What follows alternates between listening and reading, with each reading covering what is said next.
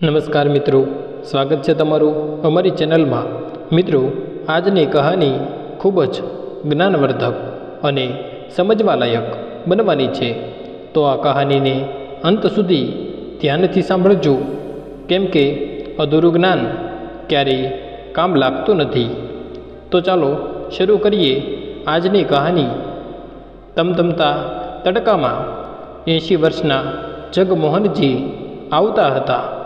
લોકોની આગળ આવીને અગરબત્તી ખરીદવાનો ઈશારો કરીને બોલી રહ્યા હતા, બેટા, આ અગરબત્તી લઈ લ્યો, કોઈ તો લઈ લ્યો બેટા।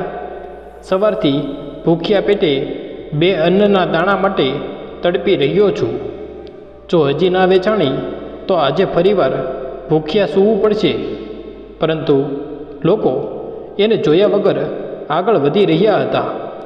સાચું કહે છે લોકો કે બદકિસ્મત ક્યારેય પીછો નથી છોડતી। આજ જગમોહનજી સાથે થઈ રહ્યું હતું। એક પૈસાની આમદની માટે આખો દિવસ તડકામાં મથ્યા કરતા અને પોતાને તપાવતા। આજે સાંજ પડતા મંદિર બહાર બેન્ચ પર જઈને સૂઈ જતા। ક્યારેક ક્યારેક એ બેન્ચ પર જગ્યા ન મળે તો રસ્તાના ફૂટપાથ પર સૂવું પડતું। જગમોહનજી ભણેલા ગણેલા હતા, પરંતુ વૃદ્ધાવસ્થામાં કોઈ કામ આપે આ ઘરડા હાડકામાં મહેનત કરવાની હિંમત નહોતી। કોઈ સમયમાં તડકેદાર અંગ્રેજીમાં વાત કરવાવાળા, છાર ફેક્ટરીના માલિક અને ગાડીઓમાં ફરવાવાળા જગમોહનજી આજે ધૂળની જેમ ઉડી રહ્યા હતા। એના વિશ્વાસનું પરિણામ હતું જે પોતાના પુત્ર પર કરી બેઠા હતા। ક્યાંકથી અગરબત્તી લઈને એને વેચતા પણ જાજી કમાણી ન થતી તો જીવન વિતાવવું મુશ્કેલ થઈ પડતું। એના કુર્તાને જોઈને ભિખારી હોવાનો જ આભાસ થતો હતો। જૂના દિવસો યાદ કરીને એની આંખો ભીની થઈ જતી, પરંતુ હવે તો દિલનું સાંભળવાવાળું પાસે કોઈ નહોતું। એક વખત એક મંદિરમાં મહિલા ખાવાનું વહેંચવા માટે આવી અને એણે જગતમોહનજીને પણ ખાવાનું આપ્યું। જગતમોહનજી એક બાજુ આંખો બંધ કરીને બેઠા હતા અને એ સ્ત્રીના અવાજ લગાવવા પર પણ કંઈ બોલ્યા નહીં અને પોતાની આંખો પણ ના ખોલી। ત્યારે એણે પોતાના પતિને કહ્યું કે I think he is dead. આ શબ્દ તેજીથી જગતમોહનજીના કાનોમાં પડ્યો તો એ એક ઝટકામાં આંખો ખોલીને એને જોવા લાગ્યા। એણે એ સ્ત્રીને કહ્યું, I am not dead madam, I am refused by my children. એના મોઢેથી એટલું અંગ્રેજી સાંભળીને એ મહિલા સ્તબ્ધ રહી ગઈ અને એણે તરત પોતાના પતિ તરફ જોયું। એના પતિએ કહ્યું કે જરૂરી નથી પ્રિયા કે હર ભિખારી અભણ હોય। આ બિચારા હાલતમાં મારેલા છે જે આજે અહીંયા છે। એ મહિલા પ્રિયાએ જગતમોહનજીને કહ્યું, અંકલજી, તમે એટલા ભણેલા ગણેલા લાગો છો તો પછી અહીંયા કેમ? તો જગતમોહનજી હલકું સ્મિત કરીને બોલ્યા, ખાના બદોશ પણ કોણ વિશ્વાસ કરશે બેટા કે નોકરી આપશે? બેજતી સિવાય કંઈ મળતું નથી બેટા। ક્યારેક મારો પણ સારો સમય હતો, પણ આજે 2 સમયની રોટલી માટે તડપી રહ્યો છું। જો કોઈ અગરબત્તી ખરીદી લે છે તો રોટલી મળી જાય છે, નહીં તો ભૂખ્યા પેટે સૂવું પડે છે। અને જ્યારે ભૂખ સહન ન થાય તો કચરામાંથી કાઢીને પોતાનું પેટ ભરી લઉં છું। એટલું કહીને એ પોતાના મેલા થયેલા કુર્તાથી આંસુ લૂછે છે। એની વાત સાંભળીને એ મહિલા ચૂપ રહી ગઈ અને એને જોવા લાગી। એને એની પર તરસ આવી રહ્યું હતું અને એ માટે કંઈક કરવા માંગતી હતી। થોડું વિચારીને એણે કહ્યું કે શું તમે મારા દીકરાને ટ્યુશન આપશો? એણે અંગ્રેજી ભણાવી દો। જગતમોહનજી ચોંકીને એને જોવા લાગ્યા. આજ સુધી એને કોઈએ એવી વાત નહોતી કહી, તો આજે ભલા કેવી રીતે વિશ્વાસ આવે? પ્રિયાએ બીજી વાર કહ્યું, અંકલજી, જીવનમાં શરૂઆત કરવાનો કોઈ સાસો સમય નથી હોતો. જ્યારે જાગો ત્યારે સવાર બની શકે છે કે એમાં તમારું કંઈક સારું છુપાયેલું હોય. જગત મોહનજીએ કહ્યું કે મને વિશ્વાસ નથી આવતો કે મારી જેવા ભિખારી માણસ પાસે તું પોતાના બાળકને ટ્યુશન ભણાવવા માંગે છે. મારી પાસે તો કોઈ ઠેકાણું નથી, તો આ બધું ક્યાં કરીશ? પ્રિયાએ ફરીવાર કહ્યું, અંકલજી, મેં તમારા કપડાં નહીં પણ તમારી પ્રતિભા જોઈ છે, અને તમે એવું કરો, હું કંઈક મદદ કરી દઉં તમારી, બધું થઈ જશે. તમે ચિંતા ન કરો, બસ હા કહી દો. જગત મોહનજીના આંખમાં આંસુ આવી ગયા. દીકરી, તારું દિલ કેટલું સારું છે. મારી માટે તો એક ફરિશ્તા સમાન છે. પોતાના ફાટેલા કુર્તાથી પોતાના આંસુ લૂસીને જગત મોહનજી એને ધન્યવાદ કરતા હતા. પ્રિયા 1-2 દિવસમાં આવવાનું કહીને પાછી જતી રહી હતી. રસ્તામાં એના પતિ પંકજે કહ્યું, પ્રિયા, તે ખૂબ સારું કામ કર્યું છે. આવી રીતે એની જિંદગીમાં થોડો બદલાવ જરૂર આવશે. એને દુઆ લેવી સારી વાત છે. પ્રિયા આ સાંભળીને હસવા લાગી. 2 દિવસ થઈ ચૂક્યા હતા અને પ્રિયા બીજી વાર નહોતી આવી. જગત મોહનજી એની રાહ જોતા હતા, પણ એના ન આવવાની એની માયુસી વધી ગઈ હતી. 2 દિવસ પછી 3 દિવસ પસાર થઈ ગયા. પછી જગત મોહનજીનો વિશ્વાસ તૂટી ગયો. પરંતુ 4થે દિવસે સવારમાં પ્રિયા પોતાના પતિ પંકજ સાથે આવી. જ્યારે એ બેન્ચ પર સૂતા હતા તો પ્રિયા એ આવીને એને જગાડ્યા. પ્રિયાને સામે જોઈને જગત મોહનજીની આંખોમાં આંસુ આવી ગયા. પ્રિયા સમજી ગઈ અને બોલી, અંકલજી, તમને શું લાગ્યું કે હું નહીં આવું? એ સાંભળીને હસવા લાગ્યા. એના પછી પ્રિયા એને એના સામાન સાથે લઈને જતી રહી. જગત મોહનજીએ પૂછ્યું, બેટા, ક્યાં લઈ જાય છે? પ્રિયાએ હસીને કહ્યું, જોતા રહો અંકલ, તમને ત્યાં જોઈને ખુશી થશે. પંકજે જ્યાં જઈને કાર રોકી તો જગત મોહનજીએ જોઈને ચોંકી ગયા, કેમ કે એ એક વૃદ્ધાશ્રમ હતું. પ્રિયા પંકજ સાથે એને અંદર લઈને જતી રહી. ત્યાં જઈને બધા પેપર્સ સાઇન કર્યા પછી એણે રૂમ આપી દેવામાં આવી, જેમાં 1-2 લોકો બીજા પણ રહેતા હતા. હકીકતમાં આ એક વૃદ્ધાશ્રમ હતું, જેમાં પ્રિયા જગત મોહનજીને લઈને આવી હતી. અહીંયા લાવવાનો આઈડિયા એને પંકજે આપ્યો હતો. પંકજ અને એના થોડા મિત્રો મળીને વૃદ્ધાશ્રમને ચલાવતા હતા અને એવા જ હેરાન કરેલા મા બાપની સેવા કર્યા કરતા હતા. જગત મોહનજી આટલું બધું કોઈને કંઈ બોલવાની હાલતમાં નહોતા. ત્યાં જઈને જ એને નવડાવ્યા અને પહેરવા માટે સાફ કપડાં આપ્યા. કેટલા વર્ષો પછી જઈને હવે એને પથારી નસીબ થઈ હતી. જ્યારે બધાની સાથે બપોરે એણે જમ્યું તો લાગ્યું કે આજે એની આત્માની તૃપ્તિ થઈ ગઈ અને પેટ ભરાઈ ગયું. રોજે તો મંદિરમાં કોઈના આપવા પર અને પ્રસાદથી પેટ ભરતા હતા. એણે પ્રિયાને કહ્યું, બેટા, ક્યાં મોઢેથી તારો ધન્યવાદ કરું? અમે બંને તો તારી માટે ભગવાન છો.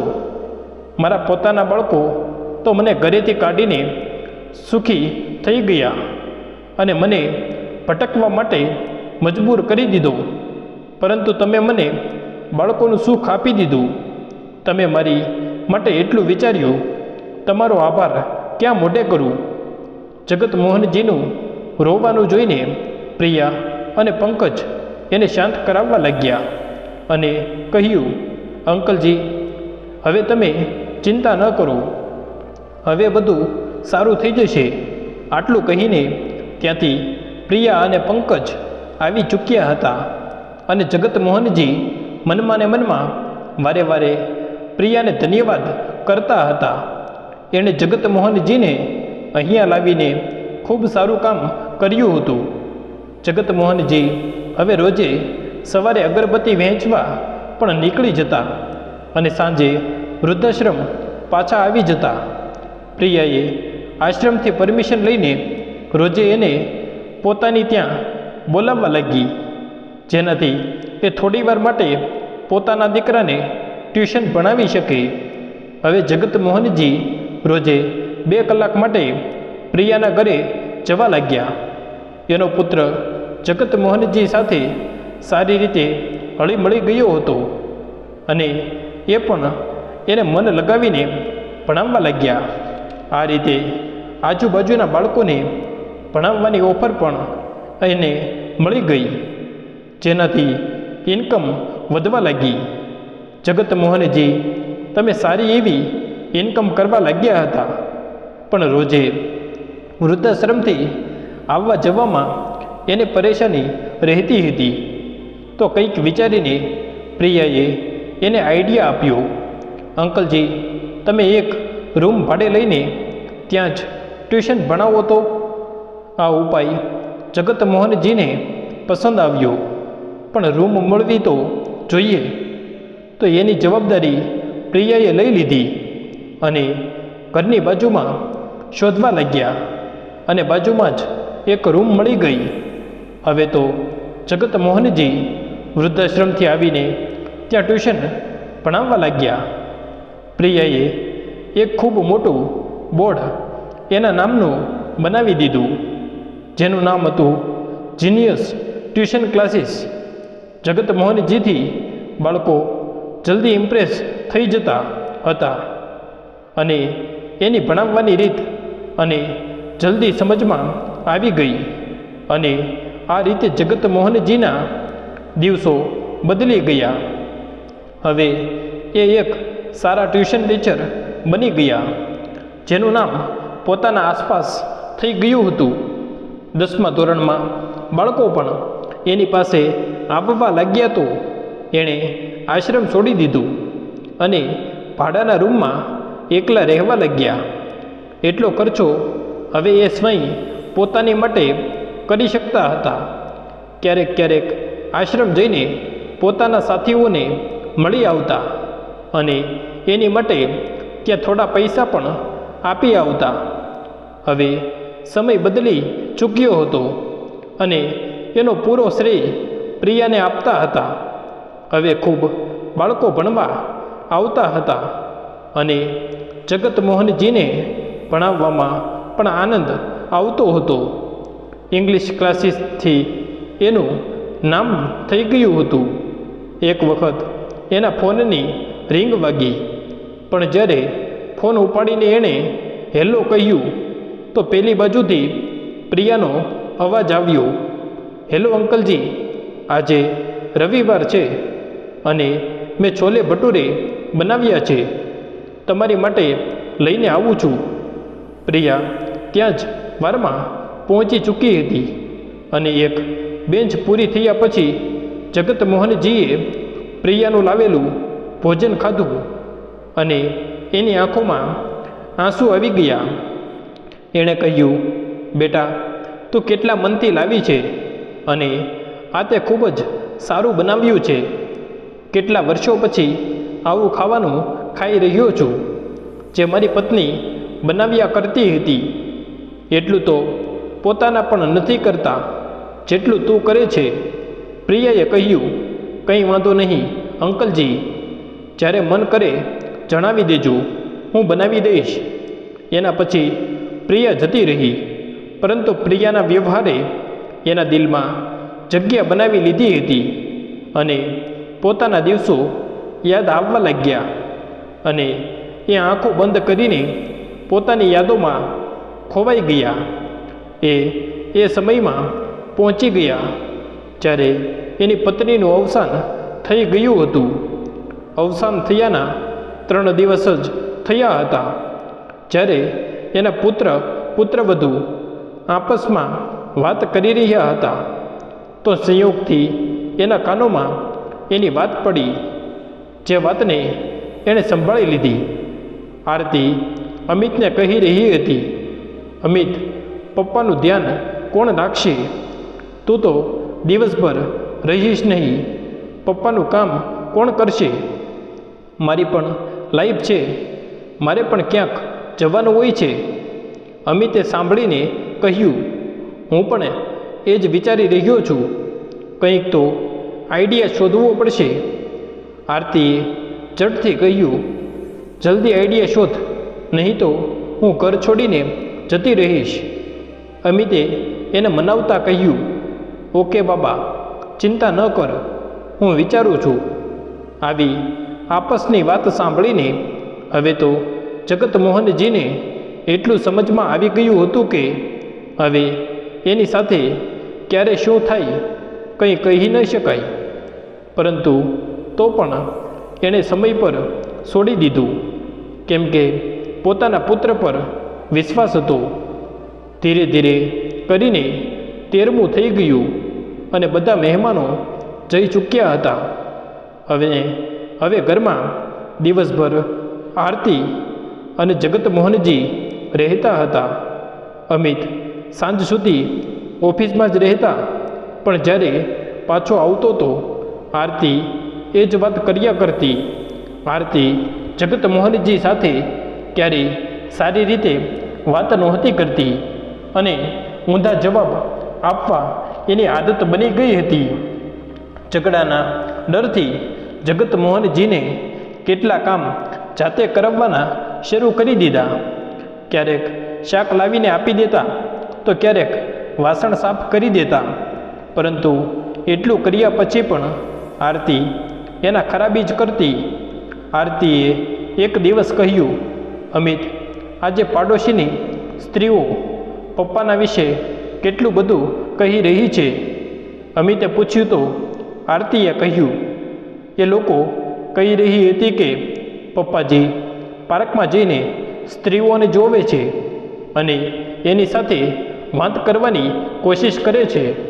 ક્યારેક એના કપડા પર ધ્યાન રાખે છે તો ક્યારેક એના મોઢા તરફ જોવે છે. મમ્મીના ગયા પછી પપ્પા અજીબ થઈ ગયા છે. મને તો સાંભળીને ખૂબ જ શરમ આવી. આ સાંભળીને અમિતનો ગુસ્સો 7મા આકાશે પહોંચી ગયો અને એ જગતમોહનજીના રૂમમાં જઈ પહોંચ્યો અને એને મારવાનું શરૂ કરી દીધું. જગતમોહનજી બિચારા પીડાથી તમતમી રહ્યા હતા અને આરતી ઊભી હસી રહી હતી. મારતા મારતા એણે કહ્યું, કાલથી તમે પાર્કમાં નહીં જાઓ. અમારી ખૂબ બેઇજ્જતી ખૂબ થઈ ગઈ, હવે નથી જોઈતી.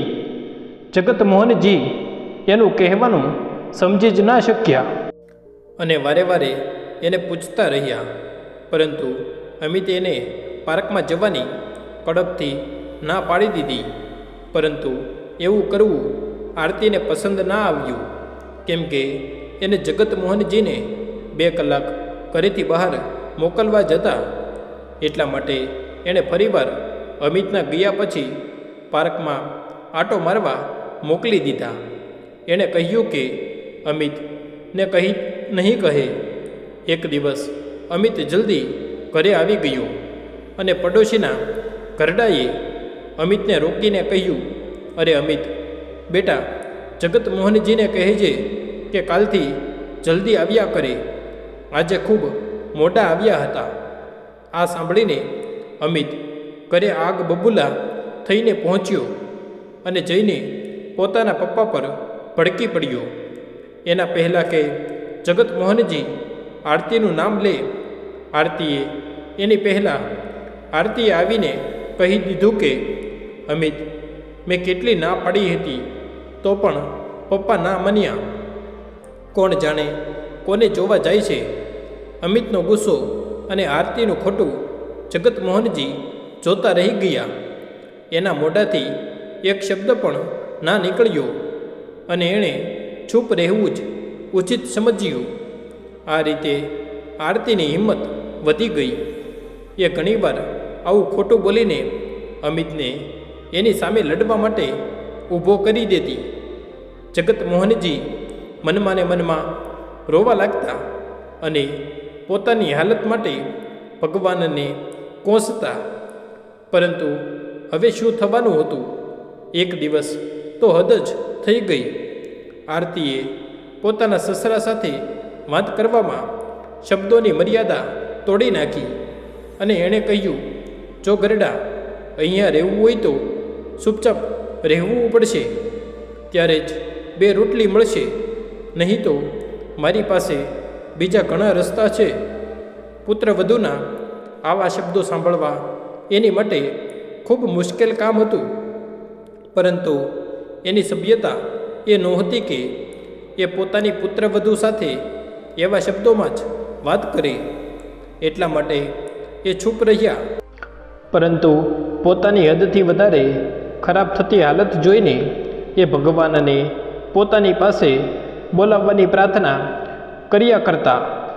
એના પર પણ આરતી કહેતી, ભગવાન એટલી જલ્દી થોડી બોલાવશે તને ગરડા? હજી તો અમારી છાતી પર તારે હજી મગ દળવાના છે. જગમોહનજી મનમાં કહે છે, હે ભગવાન, આવું સાંભળ્યા પહેલાં મને બોલાવી શું કામ ન લીધો? હવે હું મારી મોત જ માંગુ છું. દુવા પણ ખુલીને નથી માંગતો. એક વખત ખાવામાં મીઠું ઓછું હતું તો જગમોહનજી ઊભા થઈને રસોડામાં મીઠું લેવા માટે જતા રહ્યા અને મીઠાનો ડબ્બો શોધવા લાગ્યા. જેનાથી એક ડબ્બો પડી ગયો અને એમાં પડેલા લાડવા જમીન પર પડી ગયા. અવાજ સાંભળીને આરતી ભાગીને અંદર આવી અને જોઈને આંખો બહાર કાઢીને બોલવા લાગી અને કહ્યું, તો આ લાડવા ચોરી કરી રહ્યા છો? અમિતને કહીશ કે તારો બાપ કેવી રીતે ચોરી કરે છે? પકવાન આના મોઢે કેવી રીતે લાગે છે? જગમોહનજી એ કહ્યું, નહીં બેટા, હું તો મીઠું લેવા માટે આવ્યો હતો. શાકમાં જરા મીઠું ઓછું લાગ્યું તો લેવા માટે આવી ગયો. આરતીના શબ્દો જગમોહનજીની વાત સાંભળીને વધારે કડવા થઈ ગયા અને એણે કહ્યું, અચ્છા, તો ગરડાને મારી રસોઈમાં મીઠું પણ ઓછું લાગવા લાગ્યું છે. એના નખરા તો જોવો, ઓછા નથી પરંતુ મીઠાઈ માટે ખોટું પણ બોલવા લાગ્યા.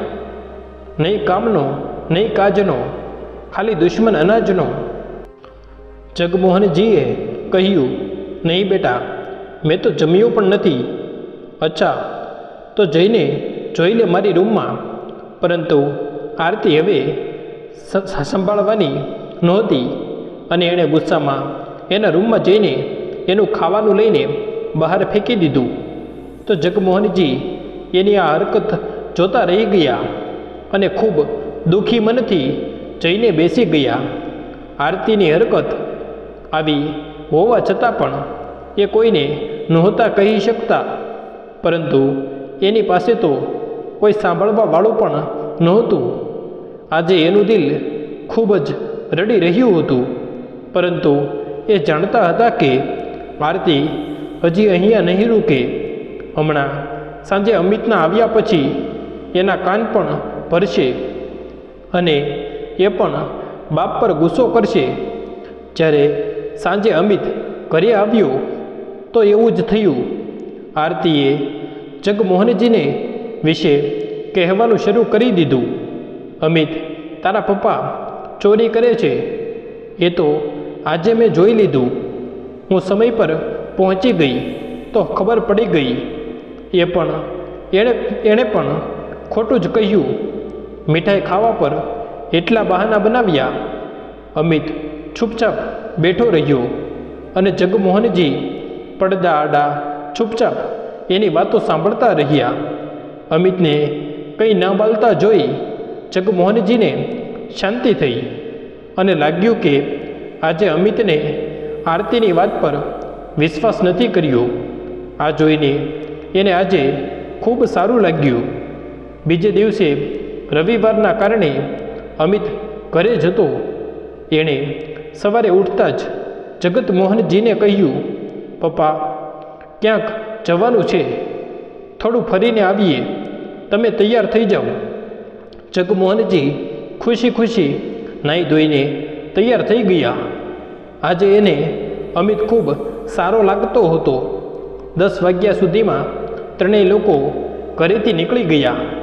આજે અમિતે ગાડીમાં એને પોતાની સાથે બેસવા માટે કહ્યું, જેની પર એણે આરતી તરફ જોઈને ના પણ પાડી અને કહ્યું, બેટા, પુત્રવધૂને આગળ બેસાડ, હું પાછળ જ ઠીક છું. પરંતુ અમિત માન્યો નહીં અને એને આગળ સીટ પર બેસવું પડ્યું. અમિતનો આ બદલેલો સ્વભાવ એને ખૂબ ખુશી આપતો હતો અને આજે ખુશીથી કોઈ જૂનું ગીત પણ ગાઈ રહ્યા હતા. 2 કલાક ગાડી ચલાવ્યા પછી અમિત એને એક મંદિર પર લઈ ગયો, જ્યાં ખૂબ ભીડ હતી. લાઈનમાં ઊભા રહેવામાં જગતમોહનજી આગળ હતા અને એ લોકો પાછળ હતા. દર્શન કર્યા પછી જગમોહનજી એ પાછળ ફરીને જોયું તો ત્યાં કોઈ નહોતું. ખૂબ ભીડ હોવાના કારણે એ 1 કલાક આવતા જતા લોકોમાં શોધતા રહ્યા, પરંતુ અમિત અને આરતી ત્યાં નહોતા. ધીરે ધીરે છાંદ થઈ ગઈ અને દિવસ છુપાવવા લાગ્યો. મંદિરમાં ભીડ ખૂબ ઓછી થઈ ગઈ અને અત્યાર સુધી એ સમજી ચૂક્યા હતા કે એની સાથે શું થયું હતું. એની પહેલાં એ ખુદને ભીડમાં ખોવાયેલા જ માનતા હતા. 2-3 દિવસ અને પછી મહિનો વીતી ગયો, પરંતુ અમિત જોવા પણ ના આવ્યો. આ મંદિર એના શહેરથી દૂર એક ગામડે હતું. ઘરે પાછું કેવી રીતે જવું એ પણ એને નહોતી ખબર અને જવા માટે પૈસા પણ નહોતા. મંદિરની બહાર બેઠા રહ્યા અને કોઈ કંઈ ખાવા માટે આપી દેતો એને ખાઈને પોતાનું ગુજરાન ચલાવતા હતા. એક વખત કોઈએ ઘરે જવા માટે પણ કહ્યું તો એણે ના પાડતા કહ્યું, જેણે આજ સુધી ફરીને પણ ના જોયું એ લોકો મને ઘરમાં સહન નહીં કરી શકે. ઘરે જઈને પોતાની જ સંતાન દ્વારા વધારે બેઇજ્જતી નથી થવું. કોઈએ અગરબત્તી વેચવા માટે કહ્યું તો એ જ કામ પેટ ભરવા માટે કરવા લાગ્યા અને એ પોતાના લોકો દ્વારા કરેલો અત્યાચાર નહોતા ભૂલી શકતા. જગમોહનજીના ફોનની રિંગ વાગી તો એણે જેમ ઊંઘથી જાગ્યા અને ફોનની તરફ જોવા લાગ્યા. કોણ જાણે કોનો ફોન હતો, પણ ઘણી વખત વાગ્યો તો ઉપાડી લીધો. કંઈક એને ત્યાં ગેસ્ટની જેમ આમંત્રણ આપ્યું હતું, જે એક વૃદ્ધાશ્રમ હતું. એ માણસે ફોન પર કહ્યું, સર, તમે સમાજ માટે પ્રેરણા છો અને જિંદગી ક્યારેય પણ શરૂ કરી શકાય છે. આ જીવતા દિલની તમે મિસાલ છો. જો તમારે ત્યાં આવીને કંઈક બોલશો તો કરડાવો માં નવો જોશ ભરાઈ જશે. જગતમોહનજીએ કહ્યું કે હું એક સાધારણ માણસ છું અને આ બધું બીજાની મદદનું પરિણામ છે. પણ એ માણસ ના માન્યો અને એણે જગમોહનજીને મનાવી લીધા. 2 દિવસ પછી એને એ જગ્યાએ જવાનું હતું. એના માટે એણે પ્રિયા અને પંકજને પણ સાથે જવા માટે કહી દીધું હતું. 2 દિવસ પછી ત્રણેય ત્યાં સમય પર કાર્યક્રમ શરૂ થયા પહેલાં પહોંચ્યા હતા. ઘણા લોકો ત્યાં આવેલા હતા અને ઘણા લોકોએ મહેમાન થઈને ત્યાં બોલાવ્યા હતા. બધાની આગળ બેઠેલા જગમોહનજી ખુશ હતા અને પ્રિયાને એની પર ગર્વ થઈ રહ્યો હતો, કેમ કે આ બધું એના કારણે જ થઈ રહ્યું હતું. એ લોકોએ જ જગતમોહનજીને નવી જિંદગી આપી હતી સૌથી પહેલાં એને સ્ટેજ પર સન્માનિત કરવા માટે બોલાવ્યા, જેમાંથી બેઠેલા લોકોમાંથી એક માણસને ગુલદસ્તો આપવા માટે બોલાવ્યો. એને આવતા જોઈને જગમોહનજીનું મોઢું પડી ગયું. સામે આવવાવાળો માણસ એનો પુત્ર અમિત હતો અને સામે દર્શકો માટે બેઠેલી એની પત્ની આરતી પણ એને દેખાઈ ગઈ. અમિત એને એ રીતે સામે જોઈને ચોંકી ગયો, પરંતુ હવે કંઈ નહોતો કહી શકતો. મન મારીને એ જગમોહનજીને ગુલદસ્તો આપીને પાછો આરતી પાસે આવીને બેસી ગયો અને જગમોહનજી ખુદ પર ગર્વ કરીને ઊભા હતા અને એ બંનેને વાતચીત કરતા પણ જોઈ રહ્યા હતા. જ્યારે એને બોલવા માટે કહ્યું તો એણે બોલવાનું શરૂ કર્યું અને કહ્યું, મારી જેવા કેટલા લોકો છે જેને એના જ પોતાના બાળકો રસ્તા પર છોડીને જાય છે, ભીડનો ભાગ બની જાય છે. તમે લોકો પણ એવા જ હશો કે કોઈક અહીંયા સુધી છોડી ગયું હશે, પરંતુ પોતાના સંતાનથી દૂર આ દુનિયામાં સારા લોકો પણ છે જે મારી જેવા માણસને અહીંયા સુધી લઈ આવે છે. ઉંમરના એ પડાવ પર આ બધું મુશ્કેલ હતું, પણ મારો સમય એ દિવસે મંદિરમાં ખાવાનું વહેંચવા આવેલી પ્રિયાએ ના આપ્યો હતો. મારો વિશ્વાસ એ છે કે આ દુનિયામાં સારા લોકો પણ છે. આટલું કહીને એણે પ્રિયા અને પંકજને સ્ટેજ પર બોલાવી લીધા. બધા લોકોએ એને જોઈને તાળીઓ વગાડી. અમિત આ બધું જોઈને પાણી થઈ રહ્યો હતો. બોલતા બોલતા વારે વારે જગમોહનજીની નજર એની પર જ જઈ રહી હતી, પરંતુ એ નજર છોરી લેતો હતો. નજર મેળવવાની એમાં હિંમત જ નહોતી. જગમોહનજીએ પછી આગળ કહ્યું, પોતાની સંતાનને તો હું માફ કરી ચૂક્યો છું અને એ પણ સાચું છે કે એને ભૂલી પણ ગયો છું. જિંદગી શરૂ કરવા માટે બસ વિચારો નહીં, શરૂ થઈ જાઓ. હસો રમો અને આવા સંતાનને બિલકુલ ભૂલી જાઓ. દર્શકની લાઈનમાં બેઠેલો અમિત આજે એવા શબ્દો સાંભળી નહોતો શકતો. જ્યારે પોતાનો વારો આવે છે તો માણસ દૂર ભાગે છે.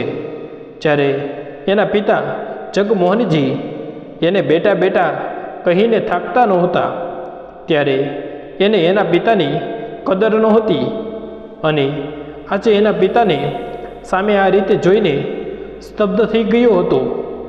આજે સામે ઊભેલા જગમોહનજી સાથે નજરો નહોતો મેળવી શકતો. જગતમોહનજી સ્ટેજ પરથી ઉતરીને આવ્યા અને બેસી ગયા. કાર્યક્રમ પૂરો થયા પછી લોકોએ એને ઘેરી લીધા. આજે એટલું સન્માન એને મળી રહ્યું હતું, એને જોઈને આરતીની આંખો ફાટી ગઈ. અમિતે આરતીને બહાર જઈને કહ્યું, આરતી, આપણને આવી જગ્યાએ આવવાનો કોઈ હક નહોતો, કેમ કે મેં મારા પિતાને ખુદ રસ્તા પર છોડ્યા છે. આજે મને મારા કર્યા પર પછતાવો છે અને આજે મારી આંખો ખુલી ગઈ. તું માફી નથી માંગવા માંગતી તો ના માંગ, પણ હું ભગવાન સામે શું મોઢું લઈને જઈશ? મને પપ્પાની માફી માંગવી છે, નહીં તો જિંદગીભર પછતાવતો રહીશ. આરતી એનું મોઢું જોતી રહી ગઈ. એણે તો એને પોતાના પિતાથી દૂર કરવાના ખૂબ પેતરા કર્યા હતા, પણ આજે બધા ફેલ થઈ ગયા. શર્મિંદા એ પોતે પણ હતી, પણ એ કહી નહોતી શકતી. છેલ્લે ક્યાં મોઢે કહે? અમિતની નજરોમાં પડવા નહોતી માંગતી. જગમોહનજી હજી ચૂક્યા હતા અને અમિતે એના ગયા પછી એનું એડ્રેસ લઈ લીધું હતું અને સાંજે જ ત્યાં આરતી સાથે પહોંચી ગયો અને એની સામે જઈને જગમોહનજીએ કહ્યું, મને ખબર હતી કે તું આવીશ, પરંતુ મેં ત્યાં જ કહી દીધું હતું કે મેં તને માફ કરી દીધો છે, તો હવે માફી સિવાય બીજું શું લેવા માટે આવ્યો છે? અમિત નજર ઝુકાવીને ઊભો હતો અને આરતી તરફ જોવા લાગ્યો. થોડી વાર પછી આગળ વધીને પગ પકડીને બંનેએ માફી માંગી, પરંતુ જોવામાં આવે તો માફ કરવા માટે જગમોહનજીનું દિલ રાજી નહોતું. એના કારણે એને ખૂબ ખરાબ દિવસો જોયા છે, ખૂબ જ ખરાબ સમય વિતાવ્યો છે, જે ક્યારેય પિતાને બેદર્દની જેમ મારતા હતા, જેને ભૂલવું મુશ્કેલ નહીં, નામુમકિન હતું. બંને રોતા રહ્યા, પણ માફી ના મળી. અમિત ખૂબ રોયો અને પગે પડી ગયો, પરંતુ જગમોહનજીએ એક શબ્દ બોલવા પણ સાચો ન લાગ્યો. અમિતે કહ્યું, પપ્પા, મને સાચે ખૂબ પસ્તાવો છે. પોતાનાથી જ આંખો નથી મેળવી શકતો. તમે મને મહેરબાની કરીને માફ કરી દો. પરંતુ અમિત અને આરતી 2 કલાક સુધી બેઠા રહ્યા અને માફી માંગતા રહ્યા, પરંતુ જગમોહનજી ટસથી મસ ન થયા અને એને જવા માટે કહી દીધું. એણે કહ્યું, તમે બંને જઈ શકો છો. મારા પુત્રવધુ પંકજ અને પ્રિયા છે, તમે નહીં. એ મારું લોહી તો નહીં, પરંતુ એ માણસાઈનો સંબંધ છે. તારાથી સારા તો પારકા છે. તારા જેવા સંતાન હોવા કરતાં ન હોવા જ સારું છે. હવે જાઓ અહીંયાથી. એણે બંનેને જવા માટે મજબૂર કર્યા. આજે એ એના લાયક છે કે એને અમિતના આશ્રયની જરૂર નથી. આજે જગમોહનજી સમાજ માટે પ્રેરણા બની ચૂક્યા હતા. એની હિંમત અને કામ જોઈને સરકારે એને સન્માનિત પણ કર્યા, અને આ બધું પ્રિયા અને પંકજના કારણે થયું હતું. જો સમાજમાં આવા બાળકો હોય તો ઘરડા લોકોની દશા ક્યારેય આવી નથી થતી. મિત્રો, અમિત જેવા પુત્રને માફ કરી દેવા જોઈએ કે નહીં, એના વિશે તમારી શું રાય છે? કોમેન્ટ બોક્સમાં જરૂર જણાવજો. મિત્રો, ઉમ્મીદ કરું છું કે તમને આ કહાની પસંદ આવી હશે. કહાની પસંદ આવી હોય તો વિડીયોને લાઈક કરો. ચેનલમાં પહેલી વખત આવ્યા હોય તો ચેનલને સબસ્ક્રાઈબ કરીને બેલ આઇકનની ઘંટી પ્રેસ કરવાનું ના ભૂલતા. કહાનીને પૂરી જોવા માટે દિલથી ધન્યવાદ. જય શ્રી કૃષ્ણ.